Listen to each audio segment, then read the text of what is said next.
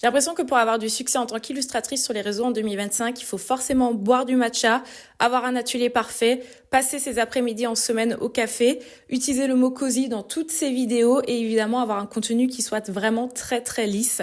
Je me suis demandé pourquoi les contenus d'illustratrices populaires en ce moment sur Internet se ressemblent tous et pourquoi ils sont complètement dépolitisés de la réalité qu'est cette industrie, à savoir la précarité. Que dit cette romantisation sur notre mode de consommation sur Internet et surtout pourquoi en tant que consommateurs nous cherchons une vision aussi normée de ce métier et de ses créatrices. Ce sont des questions que j'aborde dans cette vidéo dans laquelle je vais venir placer le viewer au centre de la discussion, bien plus que les personnes qui créent du contenu. Parce que des contenus non esthétiques, évidemment qu'il y en a plein sur Internet, des contenus de personnes qui ne vivent pas de leur passion, des contenus de personnes qui sont dans la précarité, comme énormément d'artistes-auteurs, des personnes qui ont un mode de vie qui n'est absolument pas cosy ou romantique. Il y en a plein et pourtant ces contenus ne sont jamais mis en avant, tout simplement parce que nous, consommateurs, nous décidons de ne pas regarder ça.